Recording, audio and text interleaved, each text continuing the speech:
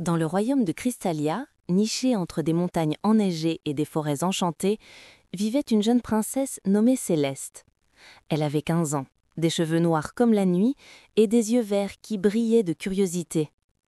Contrairement aux autres princesses qui passaient leur journée à broder ou à apprendre les bonnes manières, Céleste adorait explorer les donjons poussiéreux du château, lire de vieux grimoires et résoudre des énigmes.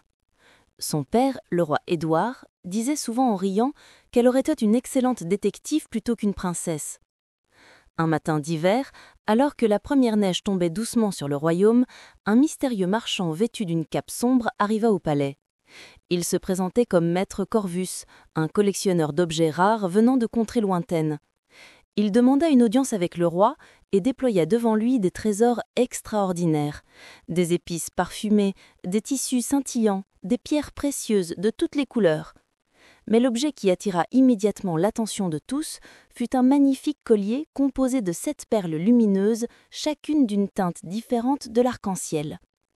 Maître Corvus expliqua que ce collier était ancien et légendaire, créé par une magicienne bienveillante pour protéger celui qui le portait de tout danger. Chaque perle possédait une vertu: courage, sagesse, force, compassion, joie, patience et vérité. Le roi, pensant faire plaisir à sa fille pour son prochain anniversaire, acheta le collier à prix d'or. Corvus accepta l'offre avec un sourire étrange qui ne touchait pas ses yeux, puis disparut aussi mystérieusement qu'il était venu. Le soir même, lors d'un grand banquet organisé en l'honneur de Céleste, le roi lui offrit le collier. La princesse fut émerveillée par sa beauté. Dès qu'elle le passa autour de son cou, elle sentit une chaleur agréable se répandre dans tout son corps. Les perles brillèrent d'un éclat doux, et Céleste se sentit soudain plus confiante, plus forte, plus joyeuse. Tout le monde au banquet admira le collier et complimenta la princesse sur sa beauté rehaussée par ce bijou magnifique. Mais au milieu de la nuit, quelque chose de terrible se produisit. Céleste se réveilla brusquement, le cœur battant. Elle sentait le collier serré doucement autour de son cou, comme s'il était vivant. Quand elle tenta de l'enlever, elle découvrit avec horreur qu'il ne voulait pas se détacher. Le fermoir semblait scellé par une force invisible.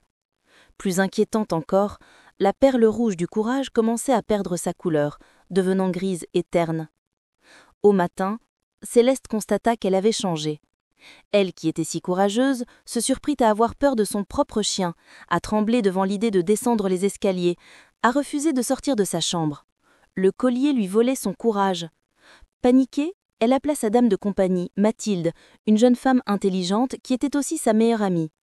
Mathilde examina le collier attentivement et remarqua quelque chose que personne n'avait vu.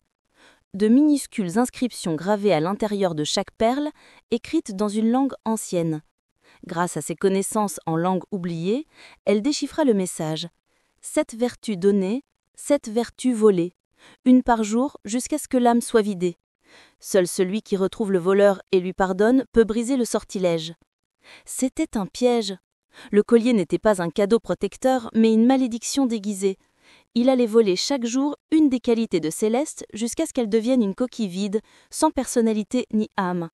Et Maître Corvus, le mystérieux marchand, était clairement responsable. Mais pourquoi avait-il fait cela? Et surtout, comment le retrouver pour le forcer à briser le sortilège? Céleste et Mathilde décidèrent de garder le secret. Si le roi apprenait la vérité, il enverrait toute l'armée à la recherche de Corvus, ce qui pourrait faire fuir le sorcier et condamner Céleste à jamais. Elle devait agir seule et rapidement. Il leur restait 6 jours avant que toutes les vertus soient volées. Leur enquête commençait dans les archives du château. Céleste, malgré sa peur grandissante due à la perte de son courage, fouilla dans de vieux registres et découvrit une histoire troublante. 50 ans auparavant, un homme nommé Corvin, accusé à tort de sorcellerie par le grand-père de Céleste, avait été banni du royaume. Sa famille avait été déshonorée, ses biens confisqués. Corvin avait juré de se venger sur les descendants de la famille royale.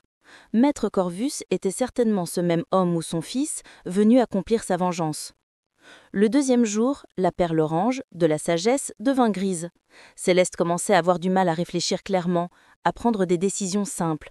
Mathilde devint ses yeux et son esprit.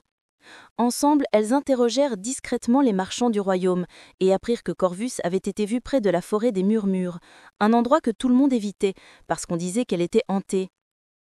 Le 3e jour, la perle jaune de la force s'éteignit. Céleste pouvait à peine marcher. Mathilde dut la porter sur son dos alors qu'elle se rendait à la forêt des Murmures.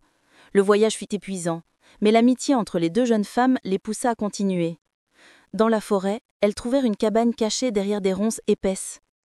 Le 4e jour, la perle verte de la compassion perdit sa couleur. Céleste sentit son cœur devenir froid et indifférent. Elle faillit abandonner Mathilde dans la forêt, ne se souciant plus d'elle. Mais Mathilde, avec patience et amour, lui rappela tous les bons moments qu'elles avaient partagés, et une petite espinquille de compassion résista au sortilège. Elles entrèrent dans la cabane et trouvèrent maître Corvus qui les attendait comme s'il savait qu'elle viendrait. Son visage était marqué par la souffrance et l'amertume. « Vous voilà donc, princesse, dit-il en voix de fatigué. Vous venez me supplier de vous libérer ? Votre famille a détruit ma famille. C'est mon tour maintenant. » Le 5e jour, la perle bleue de la joie s'éteignit. Céleste sombra dans une profonde tristesse. Mais au lieu de supplier ou de menacer, elle fit quelque chose d'inattendu. Avec les dernières forces de sa compassion affaiblie, elle demanda à Corvus de raconter son histoire. L'homme surpris, hésita, puis parla. Il raconta comment son père, Corvin, était un simple guériseur qui utilisait des herbes pour soigner les malades. Des gens jaloux l'avaient accusé de sorcellerie. Le grand-père de Céleste, mal conseillé et crédule, l'avait banni sans vraiment enquêter. Corvin était mort de chagrin en exil, et son fils avait passé toute sa vie à planifier cette vengeance. Le 7e jour est arrivé. La perle violette de la vérité commençait à pâlir. C'était la dernière. Si elle s'éteignait, Céleste perdait son essence elle-même, incapable de distinguer le vrai du faux, le bien du mal. Corvus regarda la princesse affaiblie et comprit soudain l'horreur de ce qu'il avait fait. Il n'allait pas détruire un symbole royal abstrait, mais une jeune fille intelligente qui ne portait pas la responsabilité des erreurs de ses ancêtres. Il avait détruit son propre esprit en prétendant que la vengeance était de la justice. « Je suis devenu ce que je détestais. Un être injuste qui punit les innocents, murmura-t-il. Il s'approcha de Céleste, posa ses mains sur le collier et prononça des mots dans une langue ancienne. Le collier brilla intensément, puis se brisa en 7 morceaux qui tombèrent au sol. Les perles retrouvèrent instantanément leurs couleurs éclatantes, puis se transformèrent en 7 papillons lumineux qui s'envolèrent par la fenêtre. Céleste sentit toutes ses qualités revenir en elle comme une vague chaude et puissante. Son courage, sa sagesse, sa force, sa compassion, sa joie, sa patience et sa vérité étaient de retour plus fortes qu'avant car éprouvées par l'adversité. Et au lieu de faire arrêter Corvus, Céleste proposa quelque chose de révolutionnaire. Elle demanda à son père de rouvrir l'enquête sur l'affaire de Corvin. Des témoins furent retrouvés, la vérité éclata et la mémoire du père de Corvin fut réhabilitée. Le roi présenta des excuses officielles et offrit à Corvus de devenir le conseiller royal en herboristerie et médecine naturelle. Corvus accepta, trouvant enfin la paix après tant d'années de colère. Il devint un membre respecté de la cour et un ami fidèle de Céleste. Quant à la princesse, cette aventure lui enseigna une leçon précieuse. Les vraies vertus ne viennent pas d'un collier magique, mais du cœur, et elles grandissent quand on les met à l'épreuve. Et parfois, lors des soirs d'été, on pouvait apercevoir 7 papillons lumineux danser autour des fenêtres du château, rappelant à tous que le pardon et la vérité sont les plus puissantes des magies.